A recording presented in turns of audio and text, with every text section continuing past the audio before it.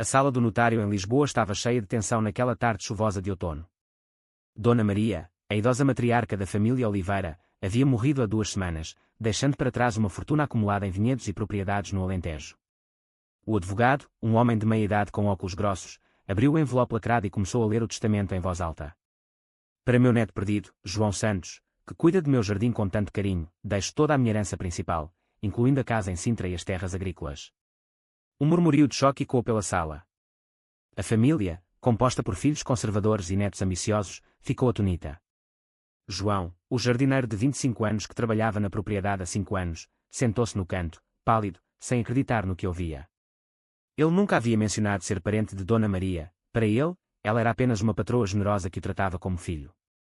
Mas agora, com aquelas palavras, sua vida virava de cabeça para baixo. Os olhares acusadores se voltaram para ele, e uma tia gritou: "Isso é absurdo. Ele é só o jardineiro, e ainda por cima. Você sabe." João sentiu o peso daquelas palavras não ditas: gay. Ele havia sido expulso de casa aos 18 anos por sua própria família em uma pequena vila no norte de Portugal, por causa de sua orientação sexual. Desde então, vagava por empregos precários, até encontrar refúgio no jardim de Dona Maria. Ela nunca julgara, ao contrário, conversavam por horas sobre flores, vida e segredos. Mas herança? Isso era impensável. Enquanto o advogado prosseguia, listando bens menores para os outros familiares, João lutava contra o pânico interno. Aceitar isso significaria confrontar não só a família Oliveira, mas reviver suas próprias feridas. Ele se lembrou da noite em que seu pai o jogara para fora de casa, gritando insultos homofóbicos, e como ele dormira na rua por dias. Agora, essa herança era uma bênção ou uma maldição. A reunião terminou em caos, com ameaças de contestação judicial. João saiu correndo para o jardim, o único lugar onde se sentia seguro. Ali, entre as roseiras que ele mesmo plantara, ele se ajoelhou e chorou.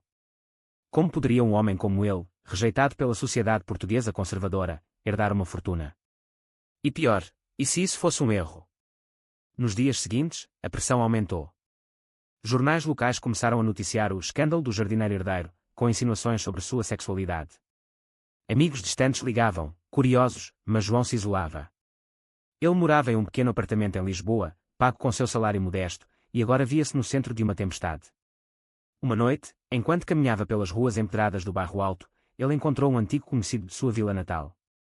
"Ouvi sobre você, João. Virou rico da noite para o dia. Mas cuidado, a família Oliveira não vai deixar barato." João assentiu, mas internamente debatia: renunciar à herança para evitar conflito, ou lutar por algo que Dona Maria claramente quisera para ele. Ele se lembrava das conversas com ela: "Você é como o neto que perdi, João. Meu Miguel desapareceu há anos, depois de uma briga familiar." Miguel. O nome ecoava. Dona Maria contara sobre o neto que fugira para o Brasil aos 20 anos, após uma discussão sobre sua vida pessoal. Ela nunca entrara em detalhes, mas João suspeitava que Miguel também enfrentara preconceitos. Seria coincidência? Enquanto isso, a família Oliveira se reunia em segredo. O filho mais velho, Carlos, um empresário bem-sucedido de 50 anos, liderava a oposição. "Aquele rapaz é uma aberração. Mamãe devia estar senil para deixar tudo para ele." Sua irmã, Ana, concordava, temendo pela reputação da família em uma sociedade ainda marcada por valores católicos tradicionais. Eles contrataram detetives para investigar João, descobrindo seu passado, expulso da família por ser homossexual, sem parentesco comprovado com Dona Maria. Mas o testamento era claro, baseado na crença dela. João, por sua vez, consultou um advogado próprio, um homem progressista que o aconselhou a lutar. Em Portugal, as leis mudaram. Casamento gay é legal desde 2010, mas preconceitos persistem. Use isso para se afirmar. João hesitava. Aceitar significava expor-se mais, enfrentar julgamentos públicos. Ele pensava em sua solidão, nunca tivera um relacionamento sério, temendo rejeição. O jardim era seu refúgio, mas agora até isso estava ameaçado. Uma semana após a leitura, João recebeu uma carta anônima: "Saia enquanto pode, ou vamos expor tudo." O medo o consumiu, mas também uma raiva crescente. Porque ele sempre tinha que se esconder. Essa herança poderia ser sua chance de redenção, de provar que merecia uma vida digna. Ele decidiu ficar e lutar, sem saber que o verdadeiro neto, Miguel, estava a caminho de Portugal, alertado pela notícia nos jornais. Miguel, vivendo no Rio de Janeiro, lera sobre o jardineiro herdeiro, e reconheceu o nome de sua avó. "Isso não pode ser verdade", pensou, comprando uma passagem de avião. Sua própria história era marcada por dor, fugir após ser flagrado com um namorado, rejeitado pela família homofóbica. Agora, aos 28 anos, retornava para reclamar o que era seu, ignorando que João seria mais do que um rival. Miguel desembarcou no aeroporto de Lisboa em uma manhã ensolarada, carregando apenas uma mochila e memórias amargas. Fazia 8 anos que deixara Portugal, fugindo da rejeição familiar após sua avó, Dona Maria, descobrir sua orientação sexual em uma discussão acalorada. Você me envergonha, dissera ela na época, embora mais tarde se arrependesse em cartas que ele ignorara. Agora, com a notícia da morte dela e do testamento bizarro, ele sentia uma mistura de raiva e culpa. Quem é esse João? Um impostor, murmurava enquanto pegava um táxi para Sintra, onde ficava a casa da família. Ao chegar, encontrou a propriedade em tumulto. Trabalhadores arrumavam o jardim, e dentro da casa, Carlos e Ana discutiam com advogados. Miguel bateu à porta, e quando Ana abriu, seu rosto empalideceu. Miguel. É você mesmo. Ele assentiu, frio. Voltei para o que é meu. A família o recebeu com abraços forçados, mas Miguel percebia a hipocrisia. Eles o haviam abandonado quando mais precisava, e agora o viam como salvação contra o jardineiro. Carlos explicou a situação. Mamãe deixou tudo para o empregado, um homossexual. Podemos contestar agora que você está aqui. Miguel franziu a testa. Homossexual. E isso importa. Ana gaguejou, bem, você sabe como é a sociedade aqui. Não é natural. Miguel sentiu uma pontada. Ele próprio era gay, mas aprendera a esconder melhor no Brasil, onde encontrara uma comunidade mais aberta. Decidiu não revelar nada ainda, precisava entender o jogo. Pediu para conhecer João. Ele está no jardim, disse Carlos, com desdém. Miguel caminhou pelos caminhos floridos, admirando o trabalho impecável. Ali, encontrou João podando arbustos, suado e concentrado. João ergueu os olhos, e por um momento, o tempo parou. Miguel era alto, musculoso, com olhos castanhos penetrantes, o oposto de João, mais esguio e sensível. Você é o neto? Perguntou João, limpando as mãos. Miguel assentiu. E você é o herdeiro surpresa. Eles se sentaram em um banco, e João contou sua história, como Dona Maria o confundira com o neto perdido, talvez por solidão ou demência inicial. Ela me chamava de Miguel às vezes. Eu corrigia, mas ela insistia que eu era família. Miguel ouviu, surpreso. Sua avó o procurara por anos, enviando cartas que ele ignorara por orgulho. Agora, via em João alguém que preenchera o vazio que ele deixara. Por que você aceitou? Perguntou Miguel. João suspirou. Não aceitei ainda. Estou lutando contra a minha própria consciência. Fui rejeitado pela minha família por ser gay. Aceitar isso me expõe mais. Miguel congelou. Você é gay. João confirmou, desafiador. E você? Porque fugiu. Miguel hesitou, mas algo na vulnerabilidade de João o fez confessar. Pelo mesmo motivo. Minha família não aceitou. Pela primeira vez em anos, Miguel sentiu uma conexão genuína. Eles conversaram por horas, compartilhando dores, a pressão social em Portugal, onde apesar das leis progressistas, vilas rurais e famílias tradicionais ainda estigmatizavam. João falou de sua expulsão, dormindo em abrigos, Miguel, de sua vida no Brasil, trabalhando como bartender, namorando em segredo. Quando o sol se pôs, uma atração mútua surgiu, sutil mas inegável. Miguel tocou o braço de João acidentalmente, e um arrepio os percorreu. Mas o dever chamava. Miguel voltou à casa, onde a família planejava a contestação. Ele admitiu não ser parente, disse Miguel, omitindo o resto. Carlos sorriu. Perfeito. Vamos ao tribunal. Mas Miguel duvidava. João não era um impostor, era vítima como ele. Nos dias seguintes, eles se encontravam em segredo no jardim. Conversas viravam confissões profundas. João revelava sua luta interna. Aceitar a herança significa trair Dona Maria. Ou é minha chance de escapar da pobreza imposta pelo preconceito? Miguel respondia, eu fugi, e paguei com solidão. Talvez devêssemos dividir. Mas a família pressionava Miguel a confrontar João publicamente. Ana o alertou, se as pessoas souberem sobre você, perdemos tudo. Miguel sentia o conflito, reclamar a herança para provar seu valor, ou ceder para João, que merecia. Uma noite, em um café em Lisboa, eles se beijaram pela primeira vez, escondidos. Foi um momento de liberação, mas seguido de culpa. Isso complica tudo, disse João. Miguel concordou, mas talvez seja o que precisamos. A tensão escalava. A família descobriu as reuniões e suspeitou. Carlos contratou um investigador, que flagrou fotos deles juntos. Eles são amantes, exclamou Ana, horrorizada. Miguel enfrentou a família, e se formos? Vocês me rejeitaram por isso. Carlos explodiu, você voltou para nos envergonhar de novo. Miguel saiu batendo a porta, indo para o apartamento de João. Ali, eles decidiram unir forças contra a família, mas o preço seria alto, exposição pública, perda de privacidade. João questionava, vale a pena? Miguel respondia, pela primeira vez, sim. O tribunal em Lisboa era um prédio antigo, com salas e quando vozes graves e papéis farfalhando. O dia da audiência chegara, 2 meses após a morte de Dona Maria. A família Oliveira sentava de um lado, Miguel ao lado deles por obrigação, mas seu coração estava com João, que entrava sozinho, vestindo um terno emprestado. O juiz, uma mulher de uns 60 anos, ouviu os argumentos. O advogado da família alegou fraude, João Santos não é parente, Dona Maria estava confusa. Provas foram apresentadas, testes de DNA negativos, testemunhas confirmando a confusão dela. João, defendido por seu advogado, contrapôs, o testamento é válido, ela o escreveu lúcida, anos antes. Mas o foco virou para a vida pessoal. O advogado inimigo insinuou, Sr. Santos, sua orientação sexual influenciou Dona Maria. Ela o via como substituto por piedade. João enrubesceu, sentindo o preconceito velado.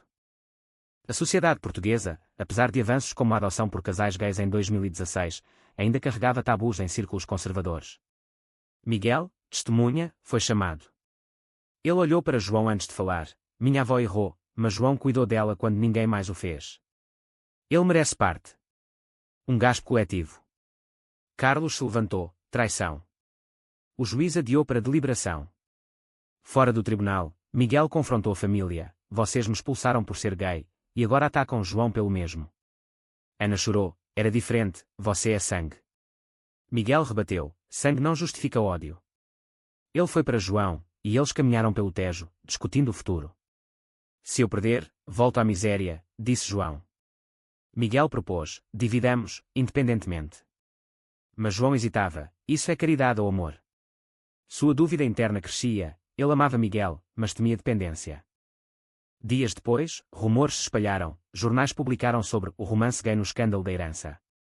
Amigos de João o abandonaram, temendo associação. Sua antiga família ligou, você nos envergonha de novo. João entrou em depressão, questionando sua identidade. Porque nascemos assim, em um país que finge aceitar.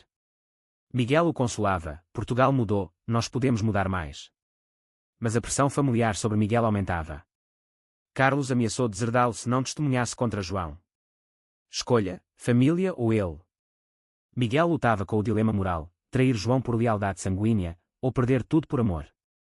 Ele optou por João, mas pagou caro.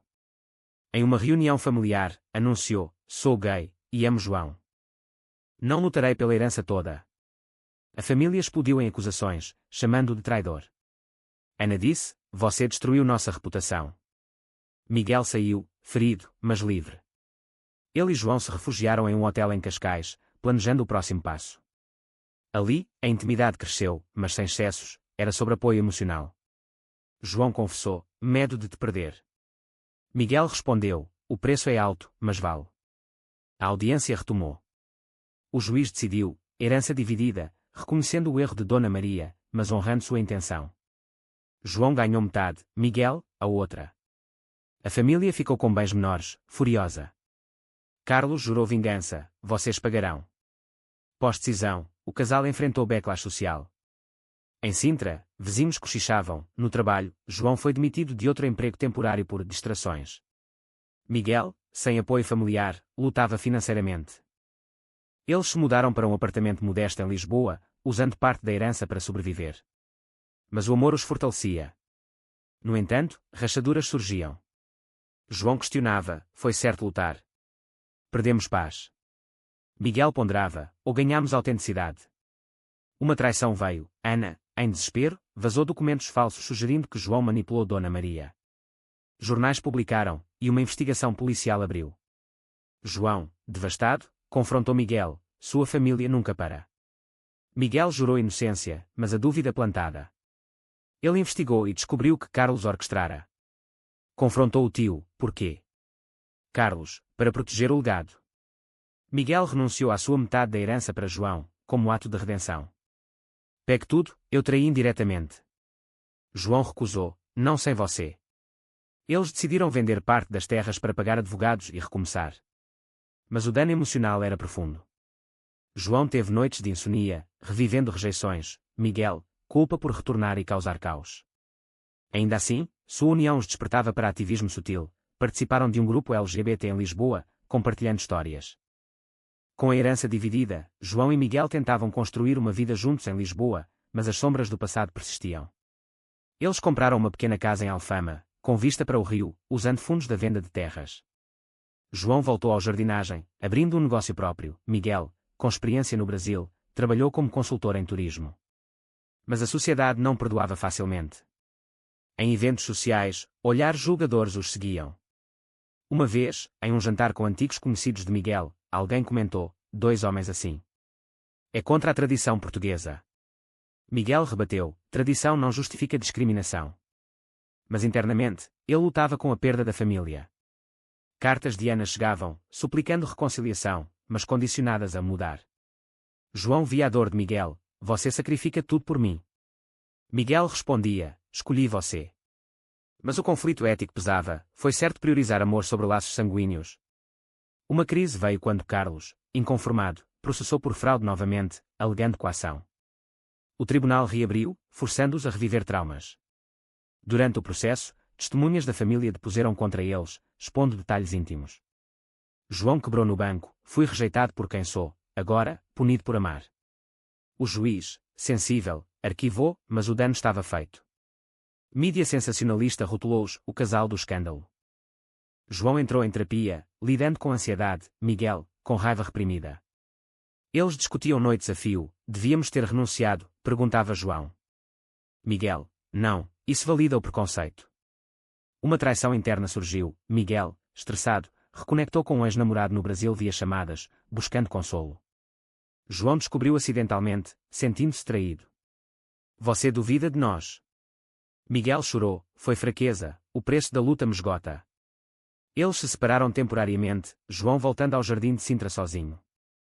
Ali, refletia sobre escolhas, aceitar a herança trouxera amor, mas também dor.